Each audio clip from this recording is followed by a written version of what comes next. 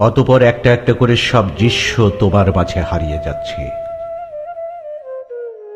কার্তিকের জ্যোৎস্না রূপ যেমন হারায় পৌষের হিমকুয়াশায়, ঠিক তেমন দৃশ্যপট সব ঘোলাটে। প্রগাঢ় চুম্বন, তীব্র স্বপন, সব সব হারিয়ে যাচ্ছে। আমি তোমাকে আর পড়তে পারছি না।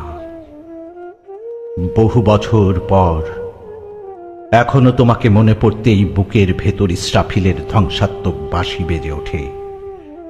দুমড়ে মুচড়ে আমি গুড়িয়ে যেতে থাকি। তবুও সংবিঘ্ন অনুভূতিতে অপেক্ষা, বৃক্ষের মতো ঠাঁই দাঁড়িয়ে, চোখের সম্মুখে পরিত্যক্ত রানওয়ের মতো বিকীর্ণ শূন্যতা, হলুদ পাতার ঝরে পড়া আর বর্ষা বিসর্জন।